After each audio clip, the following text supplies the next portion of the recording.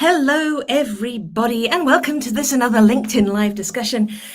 Coming to you here live on LinkedIn and also on YouTube. So if you're joining on either of those platforms, welcome. It is wonderful to see you. I love what you did with your hair.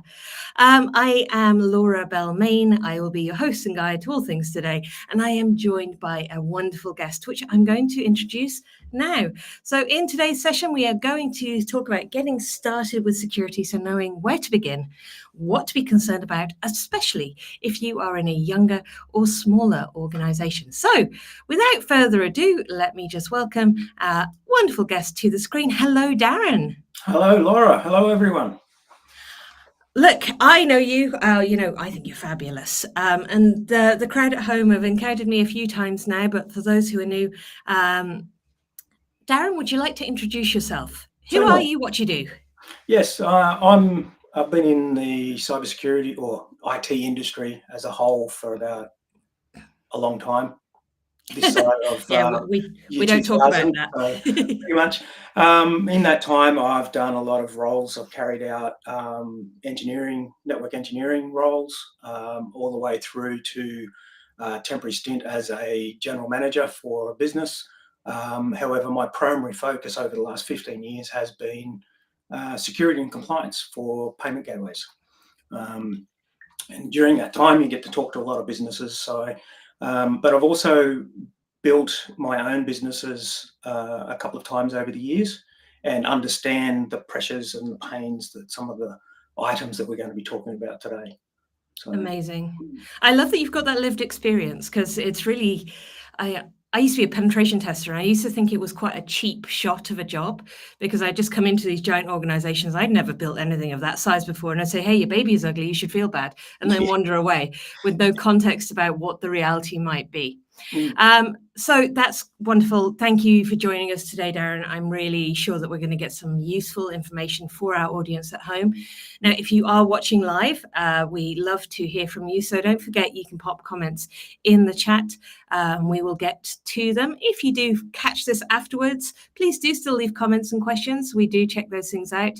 And drop myself and Darren a follow on whichever platforms of you're choosing, so you can keep up with new content and ideas. Yeah. So before we kind of jump into the what we should do, let's talk about the why we need to do it, right? So we don't do security just because security is fun, although it can be sometimes. We do it because of risks.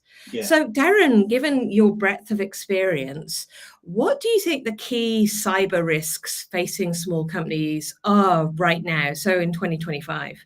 I think before we start talking about the major risks that everybody seems to be scared or identify in the media and things like that, is the biggest risk that a business of any size will face is not knowing or understanding what they're protecting.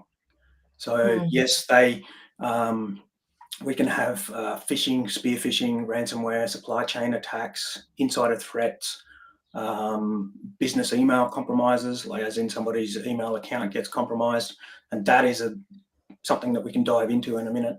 But without them understanding what they're protecting, it makes it very difficult to create a secure environment for their data. Because if you have your information scattered everywhere, and not know that you've got it everywhere, then it makes it very difficult to be able to create some guardrails or protection for that data. Do you think that problem is harder now than it has been in the past? Absolutely. Before, you could have everything was contained within a physical network right next to you, but now it's up in the cloud, where it doesn't matter where you are in the world, you can access whatever it is, as long as you've got the username, password, and everybody will have MFA tokens or equivalent. Pass keys would probably be better these days.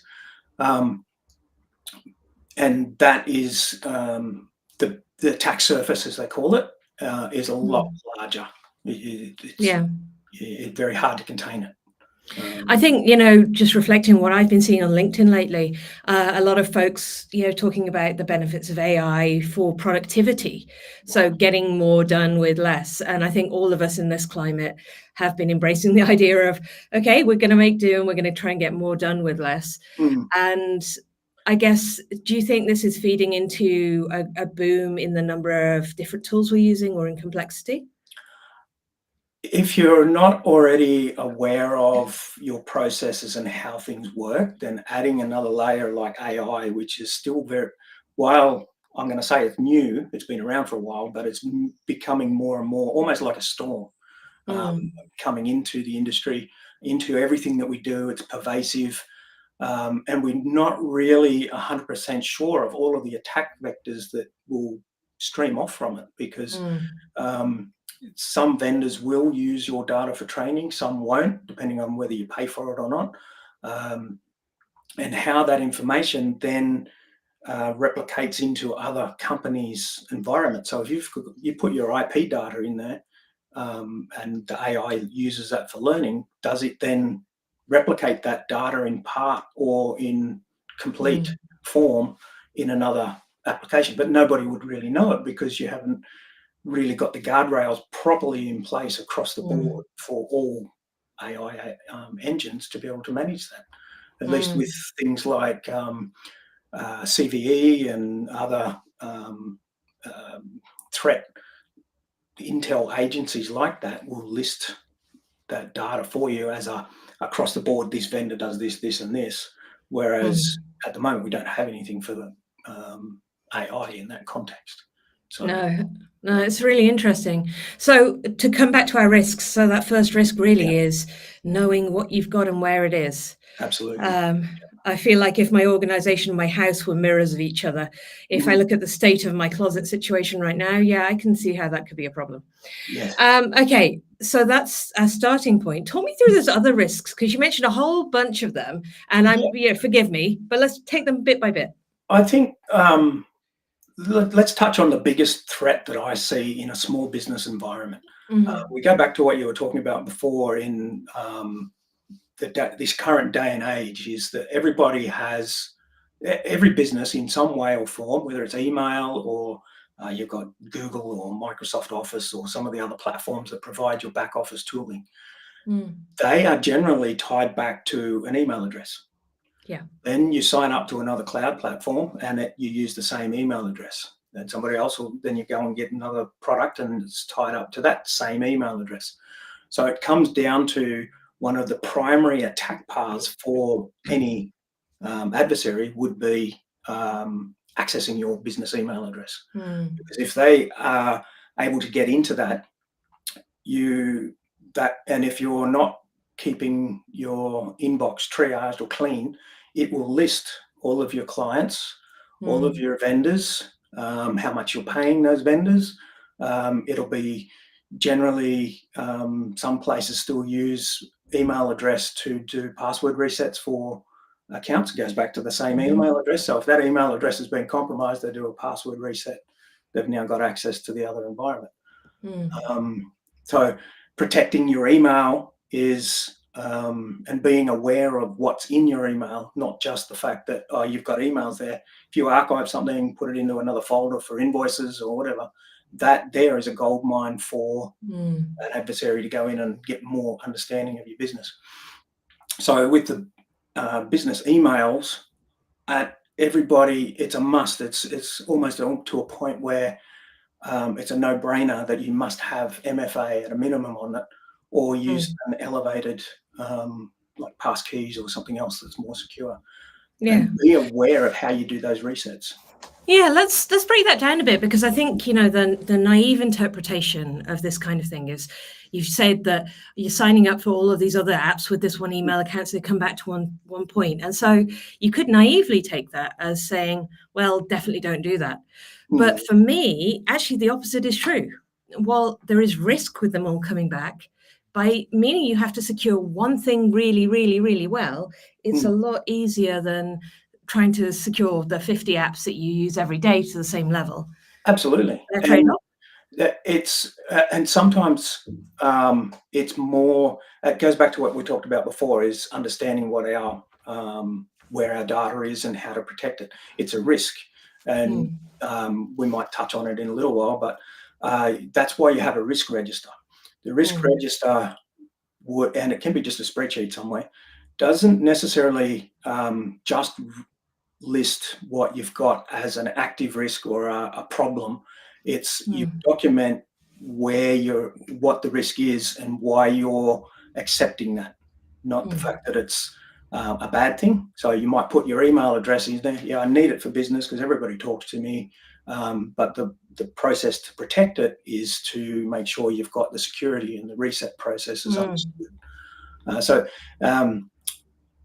Yes, that's definitely the way, or one of the key attack vectors that is out there at the moment.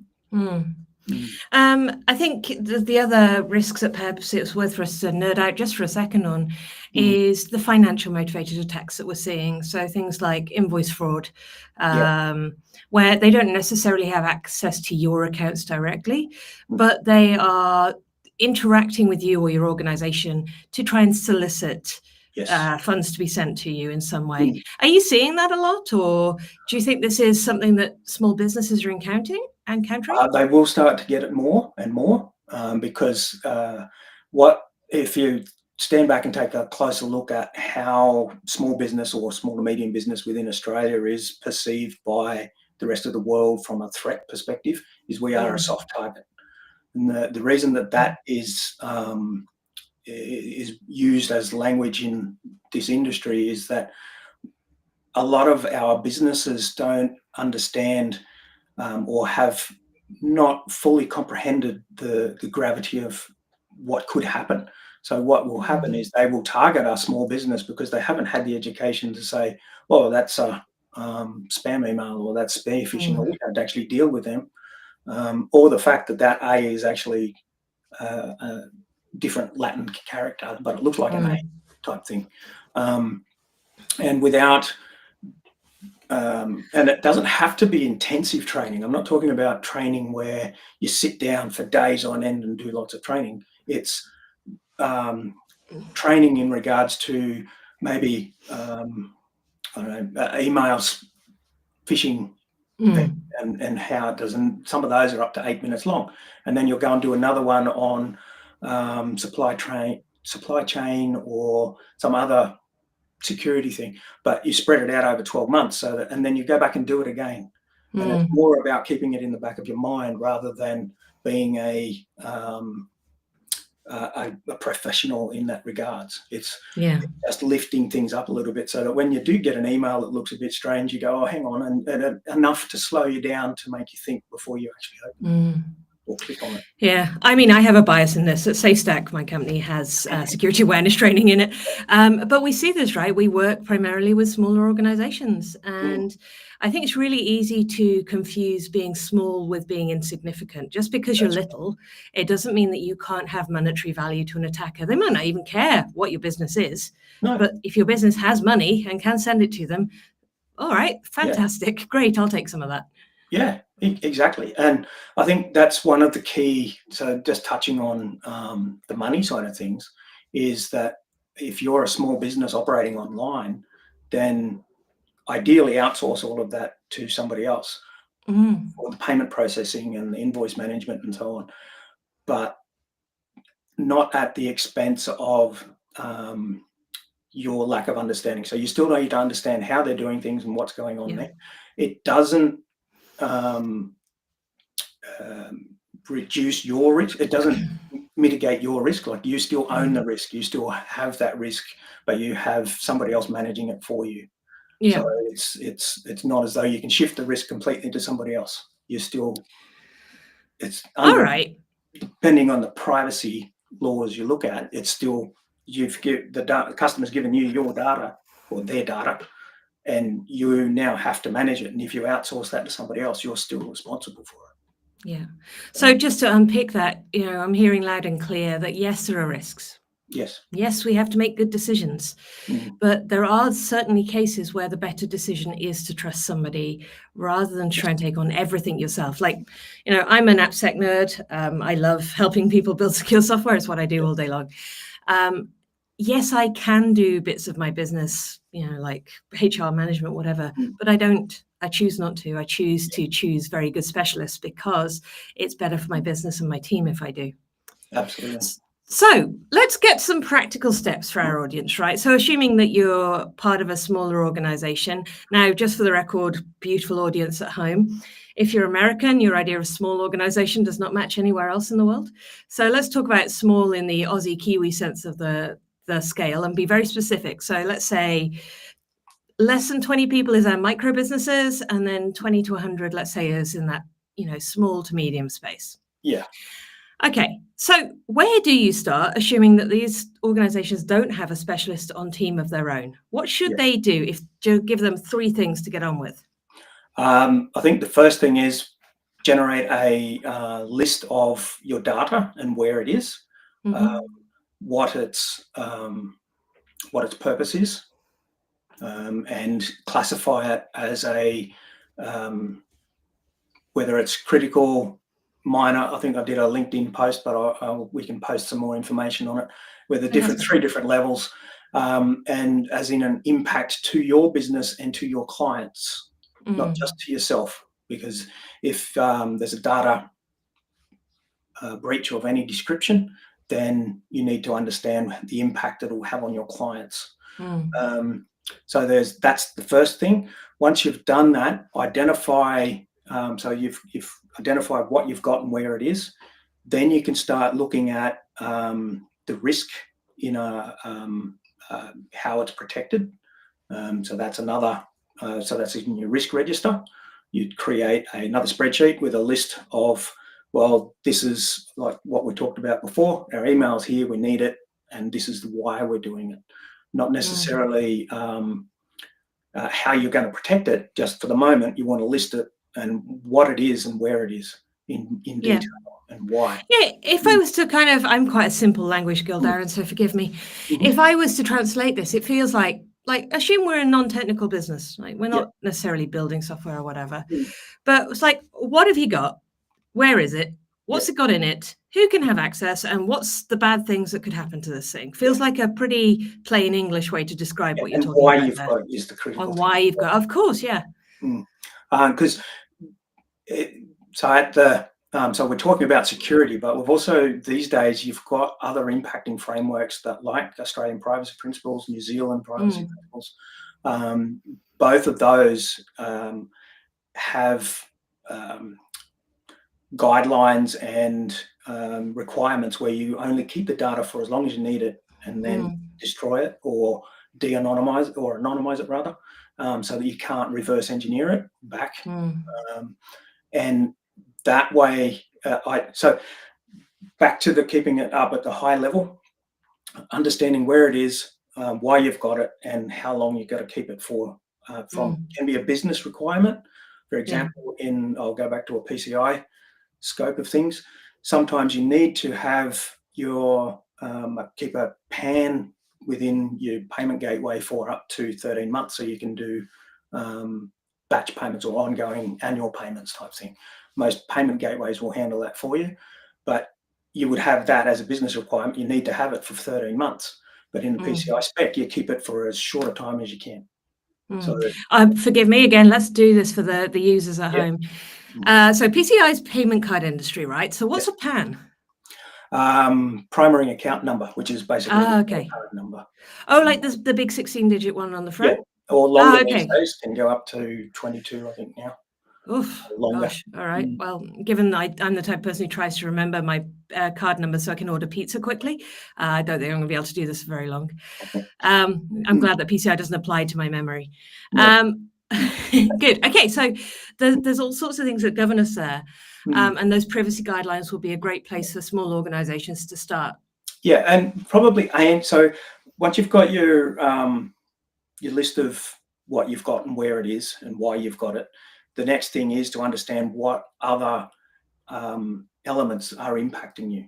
Yeah. because haven't double checked, but I know that there are changes coming to the Australian APP, Australian Privacy Principles, Yeah. where they are removing limitations for organisations' requirements to meet that. I'm not How do sure you if. mean? Well, up until recently, it was only 50 employees. I know that there was a cap. So if you were under that cap, You didn't have to worry. it didn't really have to worry about it. But they've Mm. removed that now because they know that everybody under that cap was actually the soft spot. Oh, absolutely. So that's why they're trying to strengthen that And I band. think, like, let's talk about New Zealand and Australia for a second. Like, people have this weird idea that small business isn't interesting.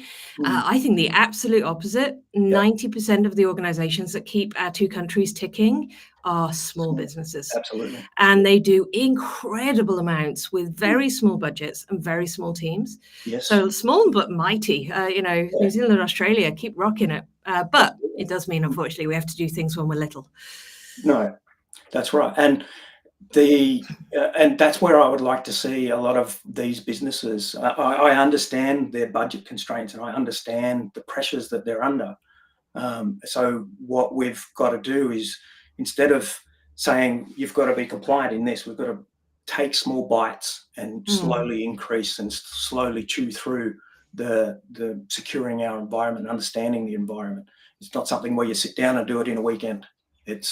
You might do 1 week, you might do your asset list or your data list, wherever it is. Then you might sit down every couple of weeks, in a couple of weeks' time, and look at the risks, reevaluate it, add to it. And it should be considered an organism or a growing, living document. Yeah. So as you go, excuse me, as you go along. So on the SafeStack side of things, well, you just get a little bit of water there. We call this the 1 hour of security, 1 hour of AppSec concept. So obviously we're in the secure development space primarily, but if you look at your world in 2-week periods of how much you get done in 2 weeks, if you just assign 1 hour each fortnight to, okay, this is a list of tasks I need to get through for security. Yeah, so not that exciting, but it's just 1 hour. Just every 2 weeks, then you can get actually through a lot. And it's sort of like that eating an elephant in chunks thing, where you're actually you're making progress, even though it feels like the task is big and insurmountable. Oh, absolutely. And that's the only way you can meet some of the targets, is by taking small bites. If you try and do it all in one bite, then you'll be pushing water uphill for a long time. Yeah, absolutely. Our own version of Sisyphus. Okay, so let's talk about some practical tools and frameworks. We touched on the privacy principles in Australia, and there are some great online resources for those who are following along. So what else do you recommend, Darren? I think one of the things that I will sort of make everybody aware of is that not all technology is going to solve technology alone will not solve your security problems. It's what they call governance, or understanding what you've got, where it is, and how you're managing it. So it's not. So a tool alone will not solve all of your problems, and it will be an assembly of various little tools that complement each other. If you get one tool that comes in and says, "Oh no, we can do all of that for you as well," then kind of consider looking around to make sure that there are other things, that it does exactly what it says for a start, and then maybe look at dropping some of the other tooling. It also comes down to spreading your risk across your tools. If you've got one tool that does everything and that tool becomes unavailable, then your security is gone. Yeah. Have you got some examples of the tools that you might be talking about, so the more specific sense? I won't go into vendor names, but I would say things like antivirus or XDR type tooling. What's XDR? It's a big acronym that I can't remember myself, but essentially. Amazing. I love our industry so much. We're very good at designing acronyms and then failing to remember what they are. Yeah. But essentially it's tools like, so if you get an antivirus tool, some of them will, because I've used a lot of them over the years, some of them will actually sit there and scan your computer, but you've got to sit there and wait for it to finish it because it chews up all the resources. Then Mm-hmm. you've got other things that will sit in the background and use signatures to validate whether or not that's correct or not. So as long as the signature is up to date, you're protected.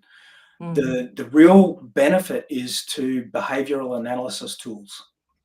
So if you're able to look at an antivirus product or a XDR or EDR, all of these different acronyms you want to think of, if it can do behavioral analysis to protect, so it understands what you're doing, and if you do click on an email address that opens up a new link, it goes, oh, hang on, he doesn't usually go to that sort of a website, and it'll block. So it knows that that's totally out of what I would normally do, type thing. Yeah. So tools alone will not solve all of your security problems. Use reputable, well-known tools and vendors that are actually out there regularly promoting what they've got, not tooling that just sort of all of a sudden pops up in your inbox and goes, hey, we can protect your email. How do you do that? Oh, we scan it all off on our servers over here. No. Like, I'm going to be honest, Darren, right? Mm. I'm really quite busy and I run a small business. So I get to be like the customer here, not just the host. But I'm sitting about here thinking about this and I'm thinking I need to go and buy one of these tools and things. But I've got two concerns. Mm-hmm. Do they really offer them to organizations that are smaller, or are those things reserved for the big companies? You'll find that a lot of the really good quality tooling is only available for enterprise. So we are. This is a problem, right? Yeah, and that's one of the key problems with a lot of the tooling is that it's all targeted at enterprise type markets because that's where the money is. They all get regular money from it.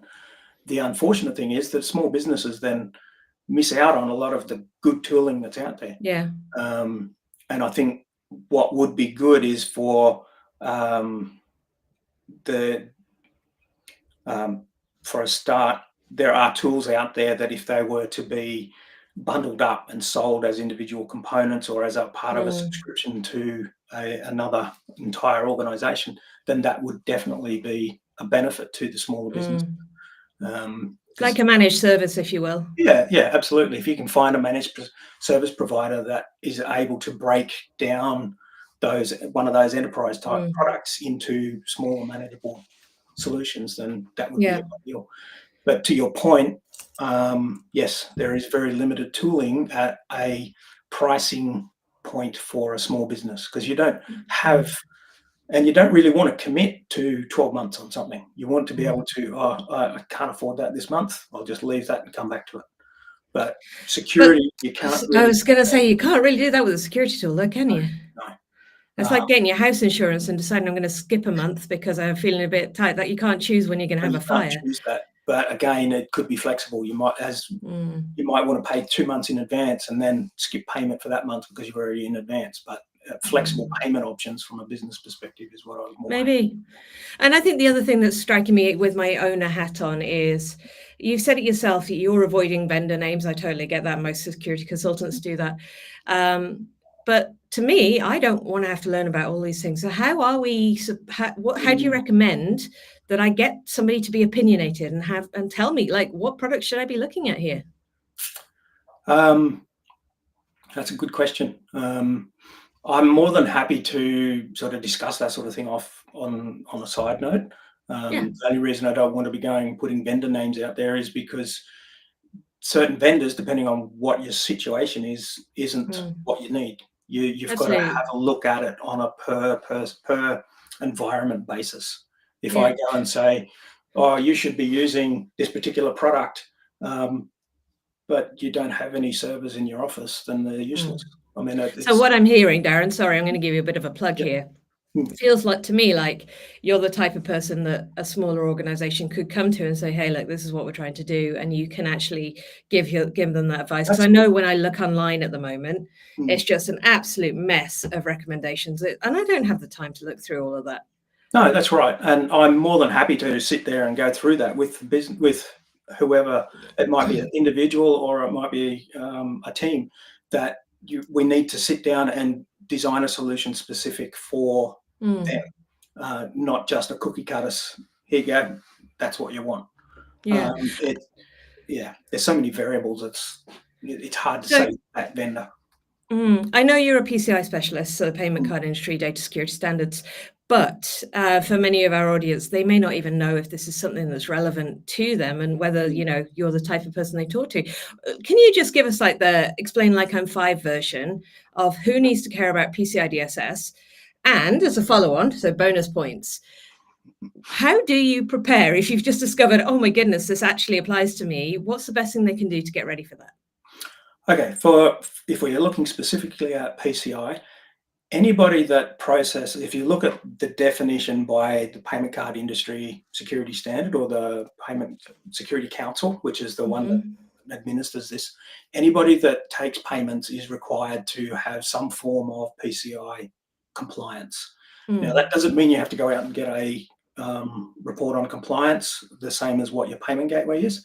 It's as simple as filling out a form and identifying and saying, well, I don't take physical card payments, or I do, and it'll take you about 10 to 15 minutes. The key factor to any of those components is if it says in there that you've got MFA enabled on your accounts, you must have it enabled for that to be. Yeah. Okay. So so it's like a really simple questionnaire, and then you just have to make sure you're not telling any lies as you're filling it in. Yeah, it's the same with the insurance company. If you go and get cyber insurance, they'll give you a questionnaire and it'll go through and it might be, 50 questions.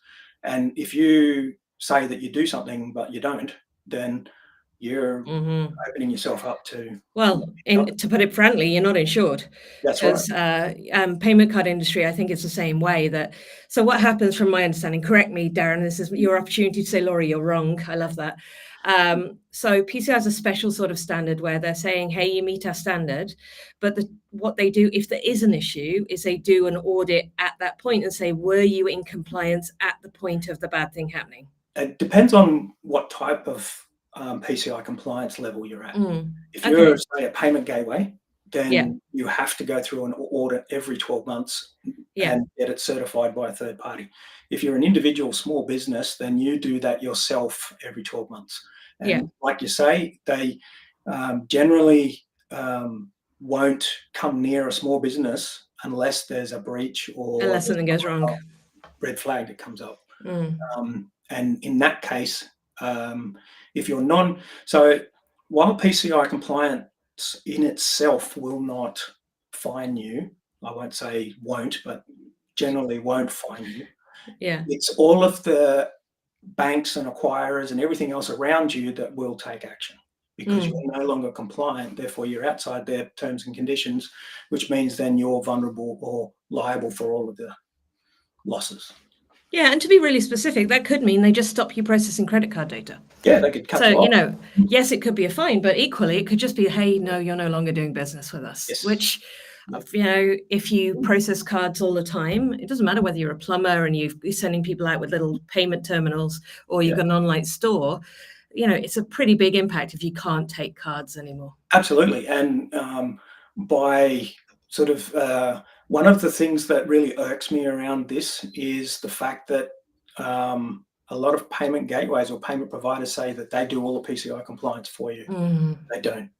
They will do all of the heavy lift credit card security processes and securing that side of things. But you as an individual that takes credit cards needs to have processes in place to ensure that nobody in the office writes down a credit card number so that they can process the payment. Ensure that the person and your website, if you've got a website, is secure under the newer standards. If you have a payment processing page and it's like an embedded or iframe type setup, if your website can impact that form, then that's a problem, and that's part of securing. So you should outsource a lot of as much as you can, but you'll still need to make sure that take steps and understand the impact that anything you're doing doesn't cause problems for your payment processing. Interesting. I'm going to ask you at the end of all of this, Darren. I feel like you've got a whole bunch of useful links that our viewers might want to go and check out if you think this might apply to you. So we'll be sure to share some resources afterwards. Yeah. And then do remember, you've got the lovely Darren and me that you can reach out to. Yeah, so I'm conscious of time. We've used our audience's attention well, and I feel like we've got some actions everyone can be taking.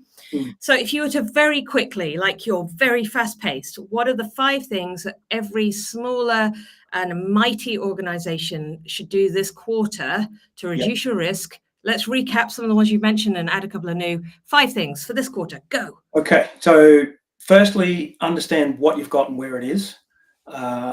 Second thing is understand what impact it will have if it's lost, both to yourself and to the customer.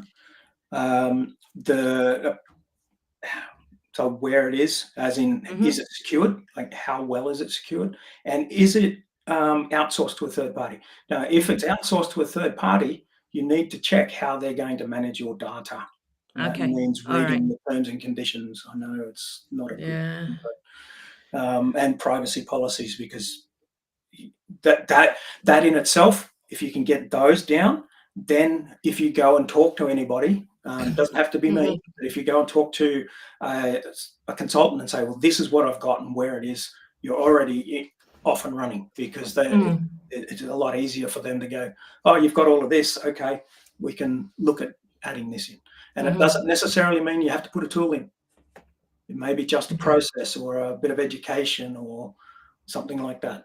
So, all right, let's keep focused on the list. Third thing. I thought that we went through 3. No. Okay, fourth thing. I'm bad at counting. Okay.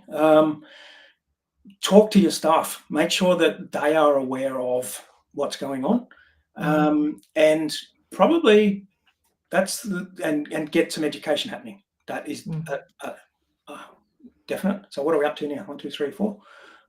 So the other last thing is take small bites, small chunks. And if you need to do some research, if you need to reach out to someone, take a small bite. Don't expect a big, massive thing, because you've got pressures on you from a business operation perspective, finances, and if you get the right consultant to work with you, then you'll be able to work together to eat away at it, rather than trying to take a big bite, doing it in a big project. There are circumstances, don't get me wrong, where you will have to do that. But in general, if you're just ramping up your security program, just take small bites and keep taking one step after the other. And don't be scared of it. Ask questions. Awesome. Look, this has been really fascinating. I've been doing security a very long time, and it's always a joy to talk about this stuff, because a lot of what we hear and what we read is about larger organizations, and they have a profile that's very, very different. And so if you are catching this and you are part of a smaller organization, New Zealand, Australia, and this is resonating, please let us know. And then, Darren, how can people reach out to you if they want to chat about this further? You can email me at darren.kahn@PCICompass.com. That would be the ideal path, because then it'll hit my inbox and I'll get back to you. And it won't stay in my inbox. So even if you do reach out, it'll get moved out of my inbox. So don't be concerned about that. Can you tell you're a security nerd? Because I'm like, just email, it's fine. And also I'm on LinkedIn. All right, cool. PCI Compass, I'm on there. That's the small channels for the moment that I've got available. That's awesome. That's all we need. We just need one. Fantastic. Well, lovely to have you on today, Darren. We're going to share this and many other resources over the next few days and weeks. So please do follow along. And, speaking as someone who's helped a lot of smaller organizations, there's a reason SafeStack does awareness training. It's because it needs to be happening every year. And we have a great set that supports small businesses. And as Darren has alluded to, but he's been very diplomatic, he provides a whole range of services that can help you understand where you're at and help you get to that next stage of security. So don't be afraid to check him out. And we will see you again for the next session. Thank you so much, Darren, for joining us. Thank you, Laura. Appreciate the time. Thank you.